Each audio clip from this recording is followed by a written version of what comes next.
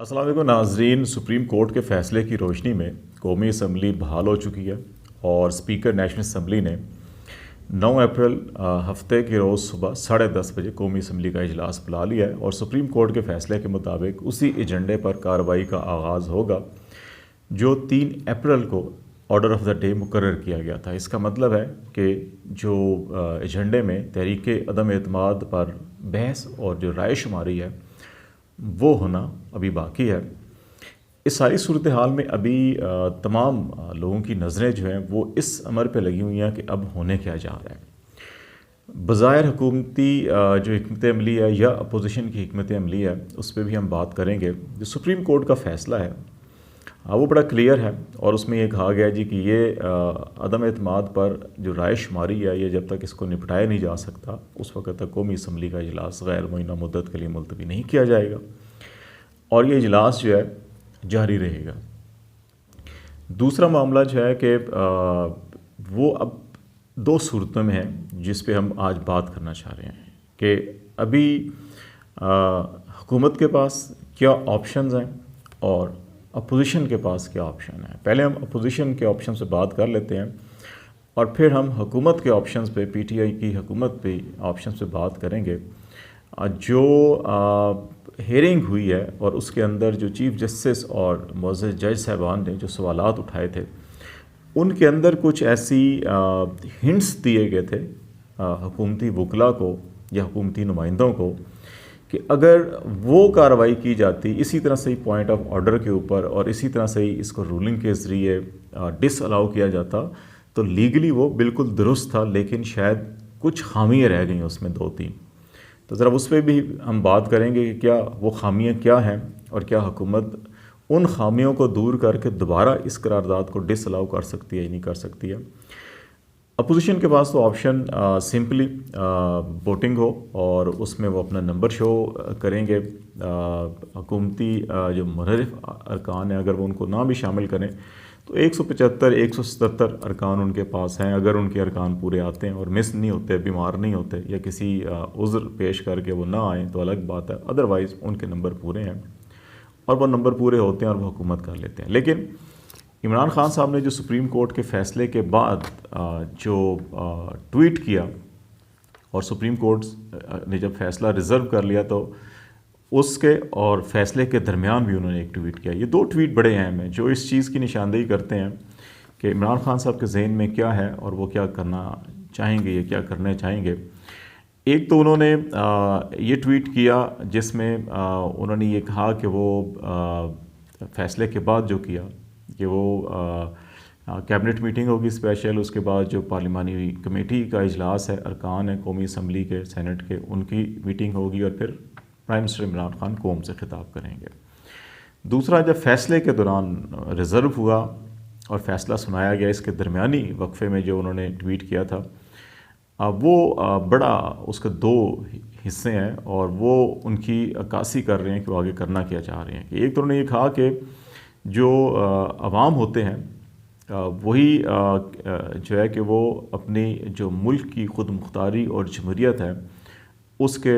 मज़बूत तरीन दिफा करने वाले जो लोग हैं वो अवाम ही होते हैं। तो इन्होंने अवाम से मतलब कि जो सॉवरेंटी एंड डेमोक्रेसी का दिफा जो है वो अवाम करेंगे। और दूसरा जो है उन्होंने ये कहा है कि जी कि अवाम को बाहर निकलना चाहिए, जो खुल्लम खुल्ला पाकिस्तान की ख़ुद मुख्तारी सालमियत और जमहूरियत पर गैर मुल्की ताकतों के ज़रिए से जो हमला किया गया है वो उसके ख़िलाफ़ जो है कि वो बाहर निकलें और उसका दिफा करें।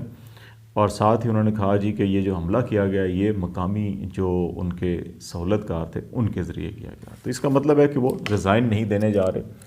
ना ही उनके पार्टी के अरकान रिज़ाइन देने जा रहे हैं, बल्कि वो कॉन्स्टिट्यूशन और लीगल के और कानूनी पहलुओं के अंदर रहते हुए जो है कि वो कार्रवाई करना चाहते हैं।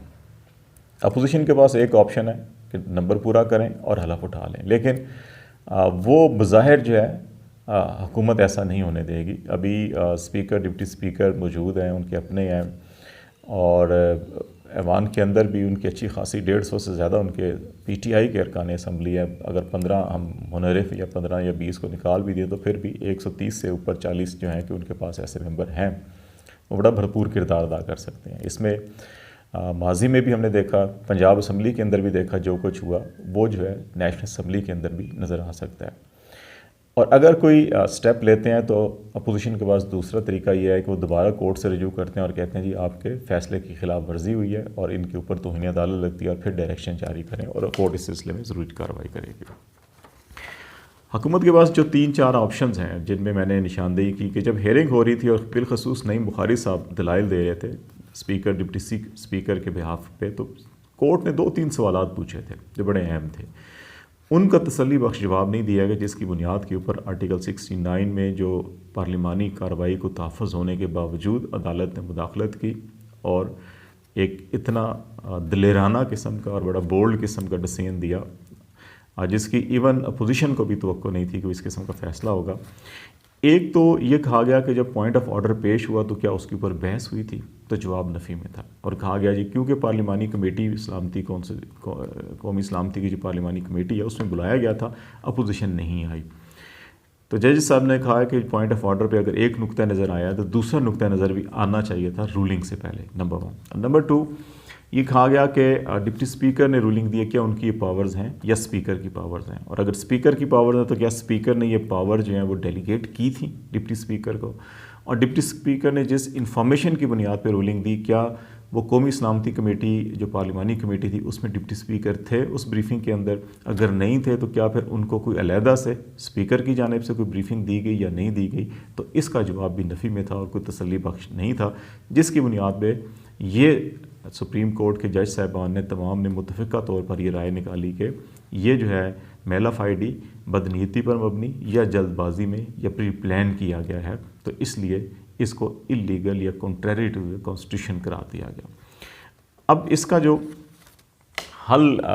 جو ہے کہ وہ حکومتی وکلا یا لیگل ٹیم جو کہہ رہی ہے وہ یہی ہے کہ قومی اسمبلی کا اجلاس ہو،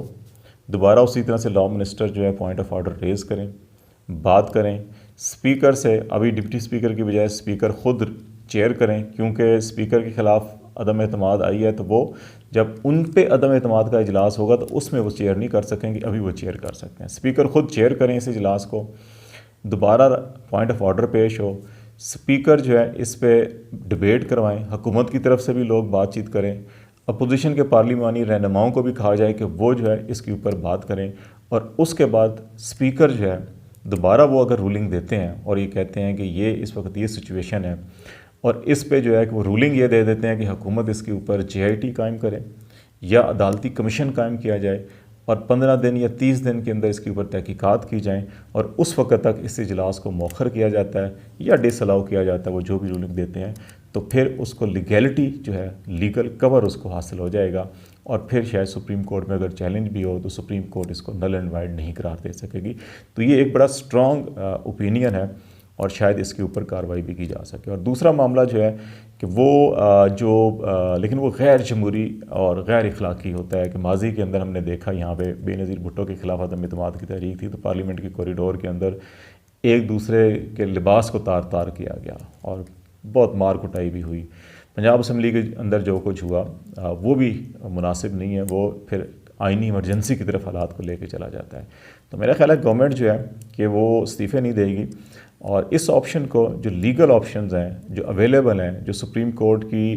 ریمارکس کے اندر، ججوں کے ریمارکس کے اندر بھی جس چیز کی نشاندہی کی گئی، اگر اس لکونے کو پورا کر لیا جائے تو پھر پارلیمنٹ کی پروسیڈنگ کو جو آرٹیکل 69 ہے کہ چیلنج نہیں کیا جا سکتا، تو پھر یہ معاملہ جو ہے قانونی تحفظ حاصل ہو جائے گا. کیونکہ نیشنل سیکیورٹی کمیٹی کی جو میٹنگز ہیں کے منٹس ہیں وہ جو ہیں کہ وہ ایک ایسی دستاویز ہے یا ایک ایسا فورم ہے جس کو